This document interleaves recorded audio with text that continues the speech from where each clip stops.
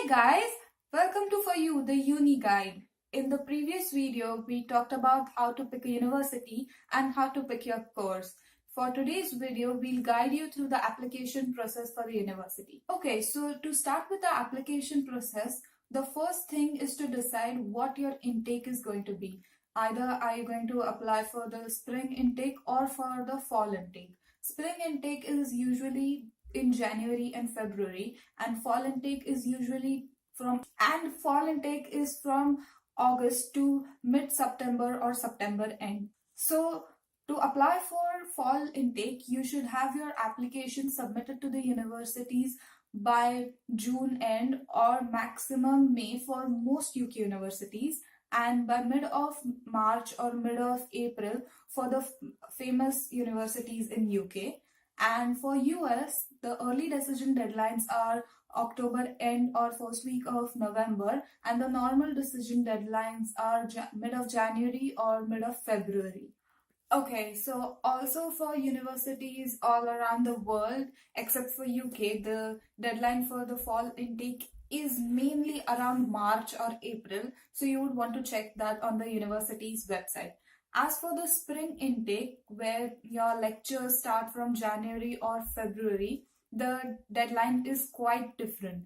So this is very important to understand that if you want to apply for January intake, which is your spring intake, your application deadlines will be around March or April for US universities. So let's say that if I want to apply for a January intake of 2019, so my deadline for US universities will be mid-March or mid-April 2018. Okay, don't get confused about this, because yes, for many people it could be confusing. And for UK, it will of course be towards November or October end, the application deadlines. But many of the UK universities do not prefer January intake because it could mess up a bit with your modules. Although they do offer the intake, but personally, I would suggest you to go for the fall intake. Okay, so after you've chosen which intake you would prefer to take and you've checked out the deadlines of your application form, the next thing that you should do is you should go on the university's website and open a student account over there. It's possible to open a student account over there when you will go through the application link. Okay, so after you open the account, just apply through the application link for the course that you prefer. Okay, the most important part in the application process is the list of documents.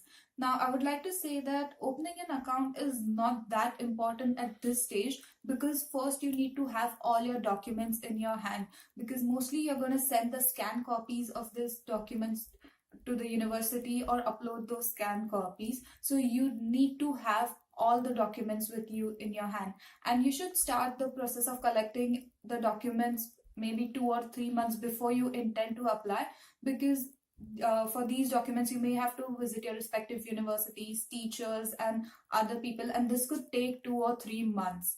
So you need to keep sufficient time in your hand to. Is essentially the list of documents that you will need while making an application. And in this video and in the next one, we'll be talking about those in more detail. Okay, so the first documents that you will need are mark sheets. You will need mark sheets for your 10 standard exams, for your 12 standard exams.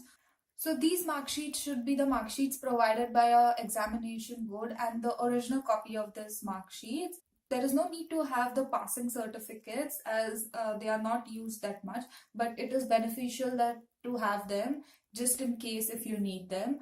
For undergraduate students, we recommend to have your standard 8 and standard 9th mark sheets as well, just to show your proficiency in mathematics and in science modules. For postgraduate students, you should have your 10, 12 mark sheets, of course, and also your mark sheets of all your semesters for undergraduate degree, and the last or the final semester that you have given. If you have already finished your undergraduate course and if you have your degree certificate, then you should have your original degree certificate, because that is very important. But if not, then we will talk about what to do about that bit bit later on. So that is very important, and whatever course or whatever degree you've taken the latest, you need to have the mark sheet of that. The other thing that you need to have is transcripts. Please remember that transcripts and mark sheets are different. And for transcripts, you will have to go to your respective university and apply for transcripts, and only then you will get those. And also remember that usually generating transcripts takes 2 or 3 months, maximum 2 or 3 months. So please give that much time in between your application process and collecting the documents. Okay, the other important part for your application process is the exams that you need to give. So if you are applying to US, you know that you need to give either the GRE exam for postgraduate or GMAT for your management courses, or the SAT exams or LSAT exams for undergraduate. And if you are applying to UK, you do not have to give any subject-based tests. It's totally decided upon your mark sheets and your marks from your modules and your LOR and SOP.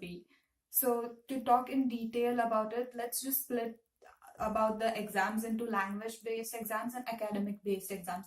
So in language-based exams, there is the English Proficiency Language exam, and that is divided into IELTS or TOEFL. So IELTS is preferred by UK universities and TOEFL is preferred by US universities, Australian universities, Canadian, and most other universities. It might happen that few universities may say that we prefer TOEFL and IELTS, but please remember, if you are applying to a university in US, it is important, or it is beneficial to give the TOEFL exam rather than the IELTS, and hoping that they will convert your score or they will accept your score. And similarly for UK, it is beneficial to give the IELTS exam.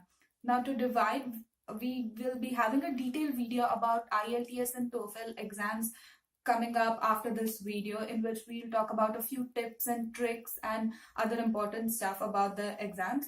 Also, to talk about the academic exams, as I said, that US universities will have requirements for your GRE, GMAT, or SAT, LSAT exams.